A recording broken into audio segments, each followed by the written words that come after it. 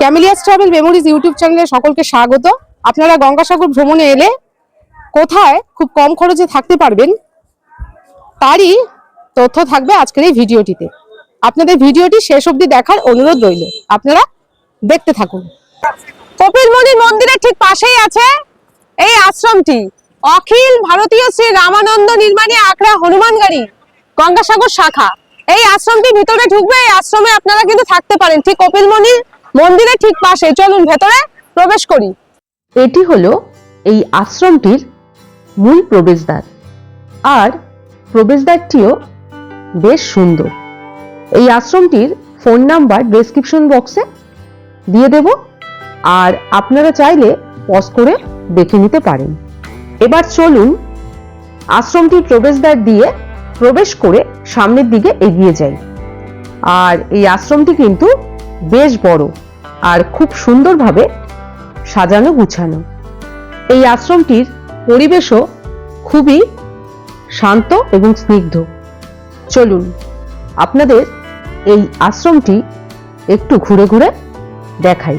এই আশ্রমে room book করতে গেলে আপনাদের কিন্তু অবশ্যই আধার কার্ড দেখাতে হবে। এই আশ্রমটি খুব সুন্দর জায়গায় অবস্থিত। এই আশ্রমটির ভেতর থেকে কিন্তু কপিলমুনির মন্দিরের চূড়া দেখতে পাওয়া যাচ্ছে। এটি কপিলমুনির মন্দিরের একেবারে পাশেই অবস্থিত, আপনাদের দেখালাম। এবার আশ্রমের এই দিকটা আপনাদের একটু দেখাই। দেখুন এই জায়গাটি গাছ দিয়ে কত সুন্দরভাবে সাজানো রয়েছে। এখানে বেশ অনেকগুলো নারকেল গাছ রয়েছে, আর নারকেল গাছগুলো এইরকম বাঁধানো রয়েছে। এখানে আপনারা বসে সময় কাটাতে পারেন। শীতের সকালে এখানে বসে থাকতে কিন্তু বেশ ভালোই লাগবে। আর এই আশ্রমটির ঘর ভাড়া শুরু হয় 500 টাকা থেকে। ভাড়া কিন্তু সিজন অনুযায়ী চেঞ্জ হয়। আর ওই দিকটা রয়েছে এই আশ্রমটির টয়লেট। এই আশ্রমটি কিন্তু বেশ ভালো, আমার তো বেশ ভালোই লেগেছে। আপনারা চাইলে এই আশ্রমে থাকতে পারেন। আর যেহেতু সামনেই 2026 সালের গঙ্গাসাগর মেলা, তাই আশ্রমটিতে কাজকর্ম চলছে আরো সুন্দরভাবে আশ্রমটিকে সাজানোর জন্যে। আর এই আশ্রমটিতে কিন্তু বেশ অনেকগুলোই ঘর রয়েছে। আপনারা চাইলে ফোন করে প্রয়োজনীয় তথ্য জেনে নিতে পারেন, অথবা গঙ্গাসাগরে পৌঁছে এই আশ্রমটিতে এসে সরাসরি কথা বলে ঘর পছন্দ হলে আপনারা এখানে থাকতে পারেন। আপনারা যারা কপিলমুনির মন্দিরের পাশেই থাকতে চান তাদের জন্য কিন্তু এই আশ্রমটি একেবারেই আদর্শ। এই আশ্রমে থাকলে আপনাদের কপিলমুনির মন্দির দর্শন করতে, পুজো দিতে এবং সন্ধ্যা আরতি দেখতে খুবই সুবিধে হবে। দিনের বেলা এই আশ্রমটির রূপ তো আপনাদের দেখালাম, এবার রাতের বেলা এই আশ্রমটিকে ঘুরে একটু দেখাই। চলুন দেখুন রাত্রিবেলা এই আশ্রমটিকে আলো দিয়ে কত সুন্দরভাবে আলোকিত করা হয়েছে। ওই নারকেল গাছগুলো আলো দিয়ে সাজানো হয়েছে। আলোকসজ্জায় সজ্জিত হয়ে এই আশ্রমটিকে আরো বেশি সুন্দর লাগছে। তাই রাতের বেলায় হাতে ফাঁকা সময় থাকলে একটু বসে সময় কাটাতে বা ঘোরাঘুরি করতে আপনাদের ভালোই লাগবে। এখন রয়েছে কপিলমুনি ধর্মশালায়। এই ধর্মশালায় থাকতে গেলে কি নিয়ম কানুন আছে, এখানকার রুম রেট কত, একটু জেনে নি। চলুন। আমাদের এখানে রুম রেট বলতে আমাদের তো সিজন ওয়াইজ রেট হয়, কারণ ডাল সিজন হলে একটু রেটটা কম হয়। কম বলতে 500 টাকা ধরে রাখুন। আর সিজন যদি হয় তখন 600 টাকা 700 টাকা পর্যন্ত আমাদের রেট হয়। আবার কোনো কোনো সময় 1000 টাকাও হয়ে যেতে পারে, কারণ যাত্রী বিশেষে আমাদের রেটটা করতে হয়। যখন বেশি যাত্রী হয় তখন আমরা কি করব, থাকার তো জায়গা দিতে হবে। এবং থাকার এখানে হচ্ছে আমাদের নিচে শুতে হয় আশ্রমের সিস্টেম অনুযায়ী, কারণ নিচে আমাদের একটা রুমে থাকে 4টে করে গদি লাগানো থাকে, 4 জন থাকতে পারে। অ্যাডজাস্ট করলে ওখানে 5 জন হয়ে যায়, কারণ ওই রেটের মধ্যে আমরা কিন্তু 5 জনকে অ্যালাউ করে দিই। এটা হচ্ছে সিস্টেম, আর কিছু নেই। এখানে এসে বুক করা যায়, এবং আমাদের একটা ফোন নাম্বার আছে, ফোন নাম্বারেও অনলাইনে বুক করা যায়, কোনো অসুবিধা হয় না। ফোন নাম্বারটা একটুখানি বলে দিন। হ্যাঁ, 9051318117। আচ্ছা, এটা একদম মানে কপিলমুনির মন্দিরের পাশেই, তাই তো? হ্যাঁ, কপিলমুনি মন্দিরের পাশেই হচ্ছে কপিলমুনি ধর্মশালা। বর্তমান দিনে দেখা যাচ্ছে, ওই সময় থেকে দেখা যাচ্ছে যে আমাদের দ্রব্যমূল্য বাড়ছে, আমাদের কস্টিং বাড়ছে, কারণ ইলেকট্রিক বিল থেকে শুরু করে ল্যাট্রিন বাথরুম টয়লেট পরিষ্কার থেকে শুরু করে আমাদের যারা আমরা দুই একজন কাজ করতে থাকি, পরিষ্কার পরিচ্ছন্ন এটা ওটা করতে হয়, তা তাদের যে মিনিমাম একটা পয়সা দেয় তাতে সংকলন হয় না, যার জন্য বাধ্য হয়ে মহারাজ এটা টাকার উপরে একটা ধার্য করেছে, রুম বেসিসে একটা পয়সা নিতে হয়। সেই জন্য এই রুমটা এখন পয়সার সিস্টেমে চলে এসেছে, তার জন্য ভাউচার কাটা হয়, আধার কার্ড লাগে একটা করে, এই হচ্ছে ব্যাপার, আর কিছু নয় এখানে। আধার কার্ড নিয়ে আসতে হবে, তাই তো? হ্যাঁ, আধার কার্ড তো মাস্ট লাগবে, অরিজিনাল হোক জেরক্স হোক, একটা আধার কার্ড অবশ্যই আর লাগবে। মেলার সময় কিরকম ব্যবস্থা আছে? মেলার সময় আমাদের দেওয়া হয় না, কারণ আমাদের মহারাজরা এখানে থাকেন এবং সাধু মহারাজরা উত্তরপ্রদেশ থেকে আসেন, ওনাদের জন্যই মেলার সময় ওনাদেরাই থাকেন শুধু, এবং ওনাদের সিকিউরিটি থেকে শুরু করে, পুলিশ থেকে শুরু করে, রাজ্য পুলিশ থেকে শুরু করে, আমাদের এখানে ওনাদের গাড়ি সবকিছু, ওনাদের স্টাফ সবটাই এখানেই থাকেন, যার জন্য এখানে মেলার সময় শুধু দেওয়া হয় না, মেলার সময় ছাড়া সব সময় আমাদের দেওয়া হয়। এটা হচ্ছে আমাদের এই ধর্মশালার নিয়ম। শুনে দিলেন যে কপিলমুনি ধর্মশালার নিয়ম কানুন এবং ঘর ভাড়া কত আছে। তো আপনারা আসতে পারেন, কারণ লোকেশনটা খুব ভালো, একেবারে কপিলমুনি মন্দিরের পাশেই। আর রাত্রিবেলা এখানে সুন্দরভাবে সাজানো রয়েছে, অনেক খোলামেলা, আপনারা থাকতে পারবেন। আমি তো দেখিয়ে দিলাম, আপনারা চাইলে এখানে থাকতে পারেন। এইবার গঙ্গাসাগর ইয়থ হোস্টেলে চলে এসেছি। ইয়থ হোস্টেলটা ঘুরে দেখাবো, খুব সুন্দর। চলুন ভেতরে প্রবেশ করি আর আপনাদের ঘুরে দেখাই। গঙ্গাসাগর যুব আবাস, এটিও গঙ্গাসাগর ভ্রমণে এসে থাকবার একটি সুন্দর জায়গা। আর এটি হলো এই গঙ্গাসাগর যুব আবাসের মূল প্রবেশদ্বার। চলুন এবার গঙ্গাসাগর যুব আবাসটি আপনাদের একটু ঘুরে দেখাই। এই যুব আবাসটিও কিন্তু বেশ বড় এবং এখানে বেশ অনেকগুলোই রুম রয়েছে থাকবার জন্য। আর এখানে বিভিন্ন রকমের রুমের ব্যবস্থা রয়েছে। এখানে AC room, non AC room, deluxe room, dormitory room এবং কটেজের ব্যবস্থা রয়েছে। আপনারা চাইলে আপনাদের পছন্দ অনুযায়ী রুমে থাকতে পারেন। এই যুব আবাসটি কিন্তু খুবই পরিষ্কার পরিচ্ছন্ন এবং খুব সুন্দরভাবে ফুল গাছ দিয়ে সাজানো। এখানে সুন্দর একটি বাগান রয়েছে। সাগর পাড়ে পূর্ণ স্নান করে এবং কপিলমুনির মন্দিরে পুজো দিয়ে হাতে কিছুটা ফাঁকা সময় থাকলে এখানে বসে সময় কাটাতে বেশ ভালোই লাগবে। এই যুব আবাসটির লোকেশনও কিন্তু খুবই ভালো। কপিলমুনি মন্দির এই গঙ্গাসাগর যুব আবাস থেকে হাঁটা পথে 2 মিনিট, তাই আপনারা মন চাইলেই এখান থেকে কপিলমুনির মন্দির দর্শন করতে যেতে পারবেন। এখানে কিন্তু শুধুমাত্র অনলাইনেই বুকিং এর ব্যবস্থা আছে, স্পট বুকিং এর সুবিধে এখানে কিন্তু নেই। আর বুকিং ওয়েবসাইটটি আমি ডেসক্রিপশন বক্সে দিয়ে দেব, আপনারা একটু চেক করে নেবেন। যারা কপিলমুনির মন্দিরের কাছাকাছি একটি সুন্দর পরিবেশে থাকতে চান তাদের জন্য কিন্তু এই যুব আবাস খুবই ভালো হবে।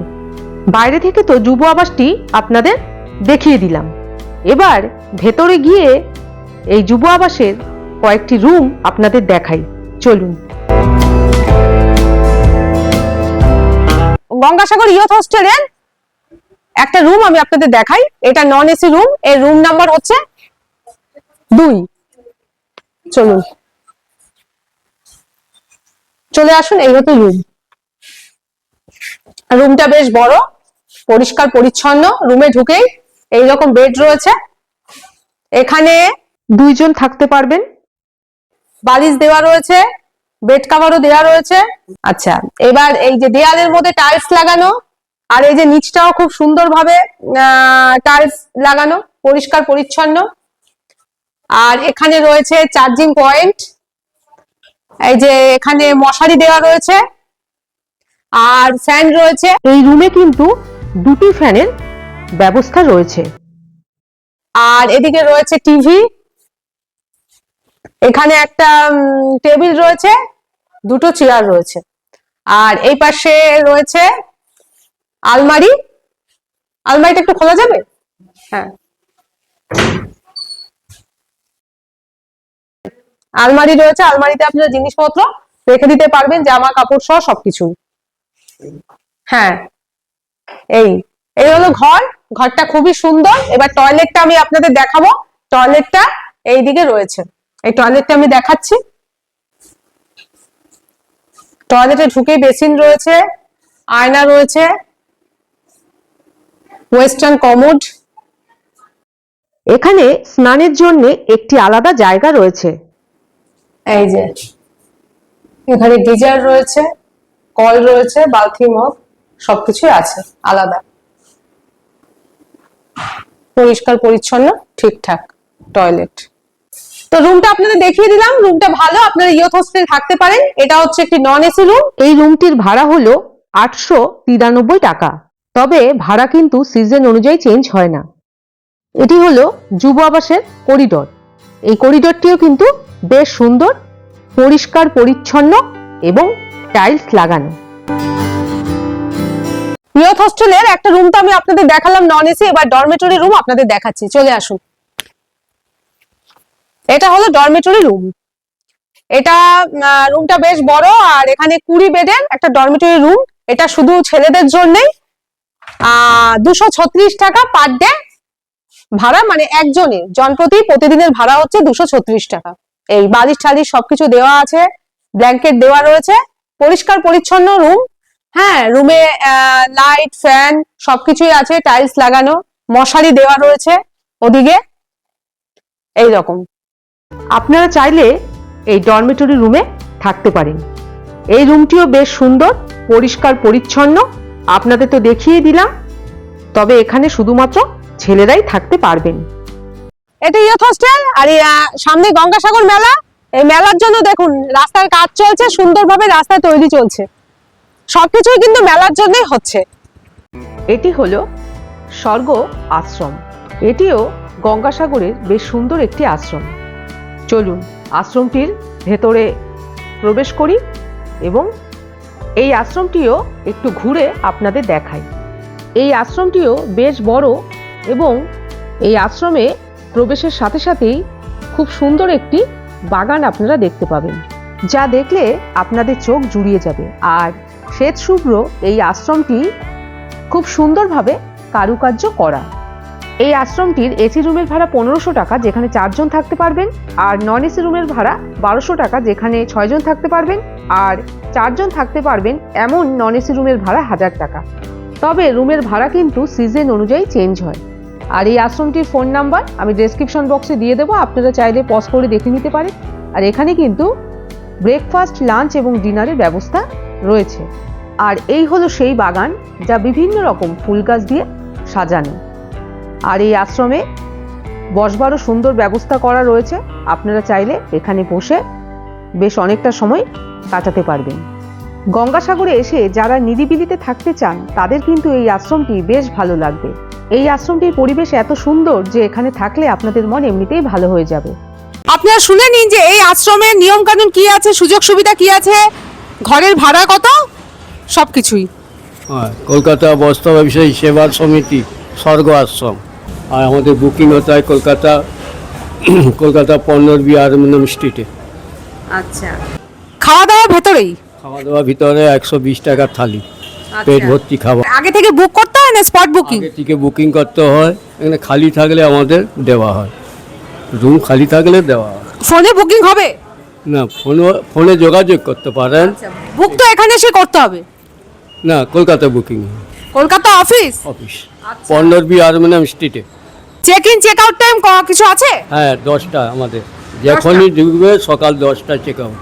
আচ্ছা, ঠিক আছে। আপনারা শুনে নিলেন এই আশ্রম কিন্তু থাকার জন্য ভালোই, আর খুব সুন্দর পরিবেশ, আপনারা থাকতে পারেন। উনি বলে দিল সমস্ত নিয়ম কানুন, check in check out time, রুমের ভাড়া কত ইত্যাদি। এটি হলো গঙ্গাসাগরের ভারত সেবাশ্রম সংঘ। আর এই হলো তার প্রবেশদ্বার। চলুন ভারত সেবাশ্রম সংঘের ভেতরে প্রবেশ করি এবং এই ভারত সেবাশ্রম সংঘটি আপনাদের একটু ঘুরে দেখাই। গঙ্গাসাগরে থাকার সবচেয়ে আদর্শ জায়গা হলো এই ভারত সেবাশ্রম সংঘ এবং এটি কিন্তু খুবই পরিষ্কার পরিচ্ছন্ন। ভারত সেবাশ্রম সংঘে প্রবেশ করেই বাঁদিকে দেখতে পাবেন রিসেপশন। রুম বুকিংয়ের জন্য আপনারা এখানেই যোগাযোগ করবেন।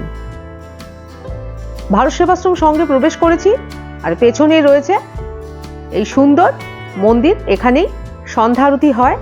আমি তো প্রায় প্রতি বছরই গঙ্গাসাগরে আসি আর ভারত সেবাশ্রম সংঘেই কিন্তু থাকি, কারণ আমার ভারত সেবাশ্রম সংঘ খুবই ভালো লাগে।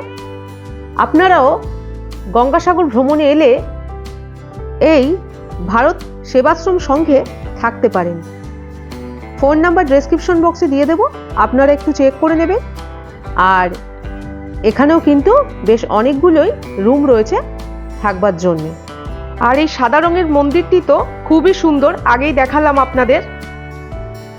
এখানে রুম বুকিংয়ের জন্য অবশ্যই একটি আধার কার্ড কিন্তু লাগবে, তবে ফ্যামিলি প্রতি একটি আধার কার্ড হলেই চলবে।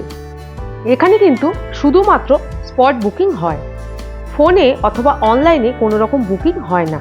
আর আমি 2026 সালে গঙ্গাসাগর ভ্রমণে এসেও এই ভারত সেবাশ্রম সংঘেই ছিলাম। আমার রুম নাম্বার ছিল 59A। আমার গঙ্গাসাগর মেলা 2026-এর ভিডিওটিতে আমি দেখিয়েছি কিভাবে কম খরচে আপনারা কলকাতা থেকে গঙ্গাসাগর ভ্রমণ করবেন, গঙ্গাসাগরের কোথায় কোথায় ঘুরে দেখবেন, কিভাবে কপিলমুনির মন্দিরে পুজো দেবেন, কোথা থেকে পুজোর ডালা সংগ্রহ করবেন, এবং আগামী 2026 সালের গঙ্গাসাগর মেলার প্রস্তুতি। আর ভারত সেবাশ্রম সংঘে আমাদের 59A রুমটিকেও খুব সুন্দরভাবে আমি ওই ভিডিওর মাধ্যমেই আপনাদের দেখিয়েছি। ওই ভিডিওটির লিঙ্ক আই বটনে দেওয়া রইল, যারা আপনারা এখনো দেখেননি একটু দেখে নেবেন। এখানে রুম ভাড়া শুরু হয় 200 টাকা থেকে। আপনারা আপনাদের মন পছন্দের রুমের জন্যে রিসেপশনে যোগাযোগ করবেন। ভারত সেবাশ্রম সংঘে লাঞ্চেরও কিন্তু ব্যবস্থা আছে। আপনারা যদি এইখানে লাঞ্চ করতে চান তাহলে আগে থেকেই কুপন কাটতে হবে, এবং এর জন্য আপনাদের রিসেপশনেই যোগাযোগ করতে হবে। আর ভারত সেবাশ্রম সংঘ থেকে আপনারা পায়ে হেঁটে অথবা টোটো করে কপিলমুনির মন্দিরে চলে যেতে পারেন। টোটো ভাড়া জনপ্রতি 10 টাকা করে। গঙ্গাসাগরে থাকার সেরা 4টি ঠিকানার ফোন নাম্বার সহ ডিটেলস ইনফরমেশন আপনাদের দিয়ে দিলাম। ভিডিওটি কেমন লাগলো কমেন্ট করে কিন্তু অবশ্যই জানাবেন। সবাই খুব ভালো থাকবেন। এই ভিডিওটি এখানেই শেষ করছি। আজ তাহলে টাটা।